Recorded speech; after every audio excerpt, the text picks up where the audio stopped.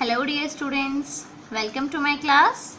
Today we are going to start our next chapter, that is fractions. So let's begin our first exercise 4.1. Here you have to compare the fractions and put an appropriate sign. आपके पास क्या है, two fractions given है, आपने इन दोनों को compare करना है और इन तीनों साइंस में से सूटेबल साइन यूज करना है. As you know very well कि ये साइंस किसके लिए होते हैं, ग्रेटर, स्मॉलर और इक्वल के लिए. For example, if you have a greater number on its left side then you will use this sign.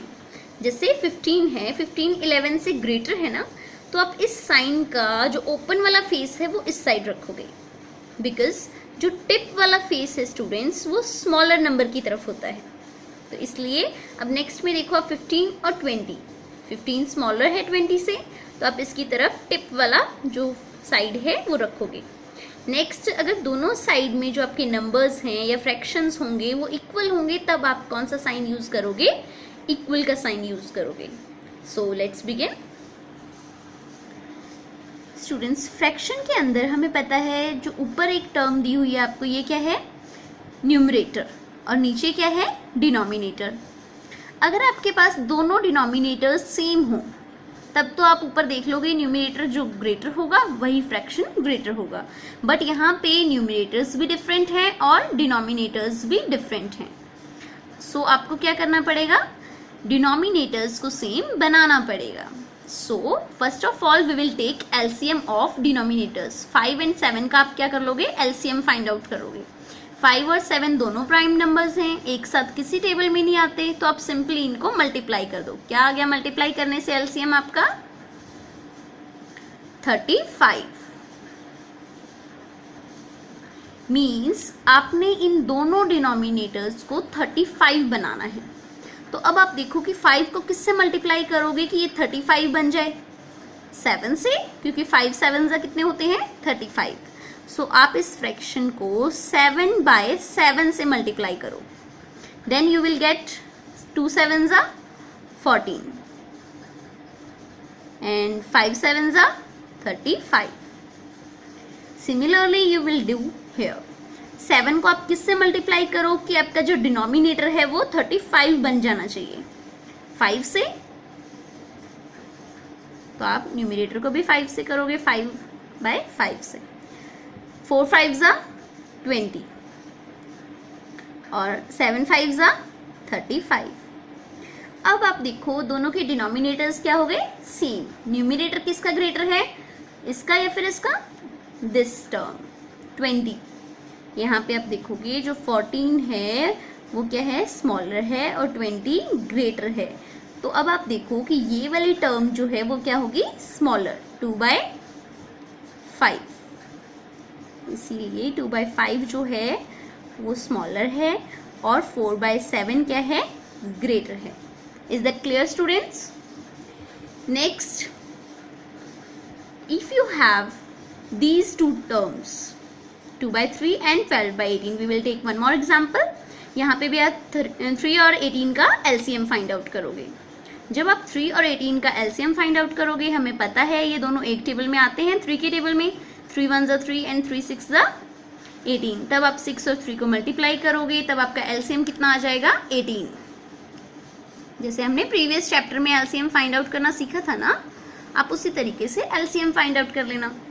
Next आपका LCM 18 आ गया, तो अब आप इस फैक्टर को, इसके डिनोमिनेटर को 18 कैसे बनाओगे, अगर आप 3 को 6 से मल्टीप्लाई कर दोगे, मीन्स आपने फुल टर्म को 6/6 से मल्टीप्लाई करना होगा. 2 6 जा 12 और 3 6 जा 18. नेक्स्ट टर्म में तो 18 है ही, तो आप इसको 1 से मल्टीप्लाई कर दो, 1/1, तो ये क्या बन जाएगा, 12/18. अब आप देखो कि दोनों की दोनों फ्रैक्शंस ही क्या हैं, 12/18. देन आप क्या करोगे, 2/3 और 12/18, इन दोनों के बीच में कौन सा साइन यूज करोगे, इक्वेलिटी का. Is that clear students? इसी तरीके से आपने फर्स्ट पार्ट के टोटल 8 सम्स हैं और वो आपने सभी सॉल्व करने हैं अच्छे से.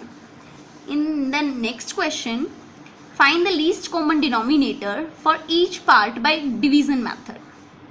आपने क्या फाइंड आउट करना है, तीनों फ्रैक्शंस में से लीस्ट कॉमन डिनोमिनेटर, जैसे आप least common multiple find out करते थे ना एलसीएम, वैसे यहाँ पे आपने least common denominator find out करना है।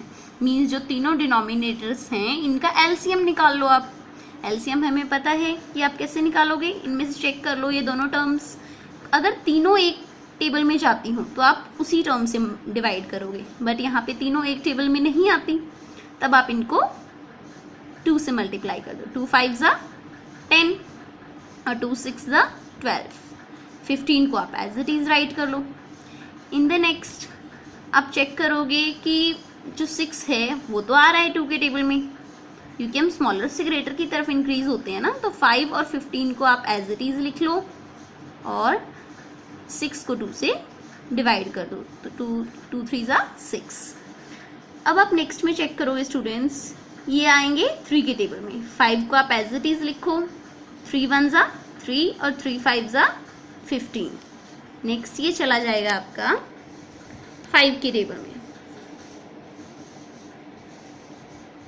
5 1 ज़ा 5, 5 1 ज़ा 5 और 5 1 ज़ा 5।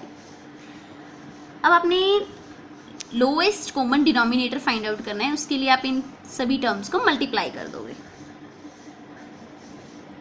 2 इंटू 2 इंटू 3 इंटू 5। आपका आंसर क्या आ गया, 2 2 ज़ा 4, 4 3 ज़ा 12, 12 5 ज़ा 60। सो आपका लीस्ट कॉमन डिनोमिनेटर क्या है इन तीनों फ्रैक्शंस का, 60। इसी तरीके से स्टूडेंट्स आपने बाकी सम भी सॉल्व करने हैं, और जो थर्ड पार्ट है आपका, इसमें भी आपने कंपेयर ही करना है फ्रैक्शंस को एलसीएम फाइंड आउट करके, जैसे हम फर्स्ट सम में कर रहे थे। तो स्टूडेंट्स आज का होमवर्क है आपके लिए कि आपने एक्सरसाइज 4.1 के फर्स्ट 3 पार्ट अच्छे से सॉल्व करने हैं। So do your homework.